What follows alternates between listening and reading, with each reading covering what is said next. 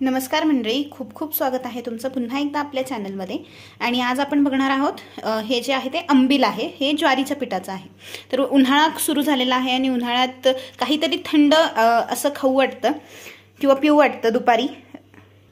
त्यासाठी हे जे अंबिल आहे ते खूपच एक हेल्दी ऑप्शन आहे आणि त्यासोबत हे चवीला देखील चांगलंच लागतं। तर हे बनवायला अगदीच सोपं आहे, खूप पटकन बनतं, लगेच बनतं आणि तेवढंच पौष्टिक आहे आणि तेवढंच थंडही वाटतं। तर इथे आपण हे ज्वारीचं पीठ घेतलेलं आहे आणि हे ताक आहे।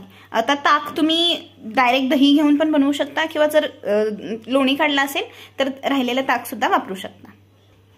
तर इथे भरपूर अंबिल करण्यासाठी खूप कमी क्वांटिटीमध्ये आपल्याला पीठ लागतं। तर इथे आधी 2 चमचे ज्वारीचं पीठ घेणार आहोत।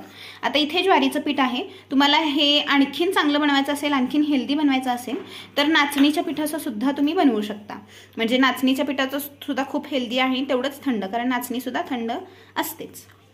तर इथे 2 चमचे आपण जर ज्वारीचं पीठ घेतलेलं असेल तर त्यात ते 1 वाटी ताकामध्ये भिजवायचं आहे। आता ताक घालताना जे आहे ते हळूहळू घालायचं आहे, जेणेकरून पिठाच्या गाठी होणार नाहीत।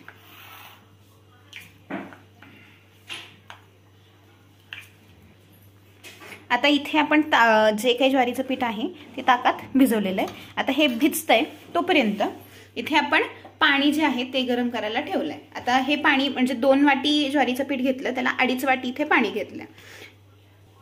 2 चमचे ज्वारीच्या पिठाला 2.5 ग्लास या प्रमाणात पाणी घेतलंय।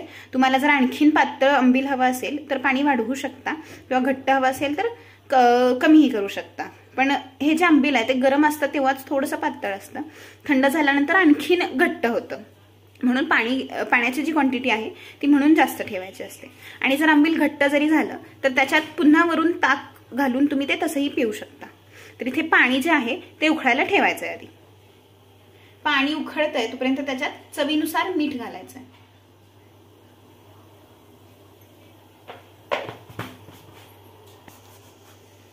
मीठ आणि अगदी इथे चिमूटभर जिरे घेतलेत, ते सुद्धा चोळून पाण्यात घालायचे।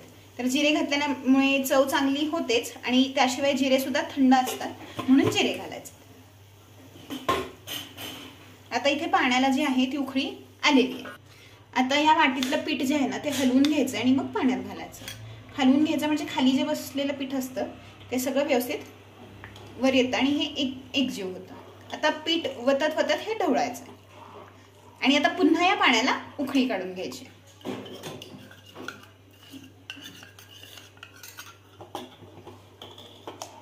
सगळं वाटीतलं पीठ वतून घ्यायचं।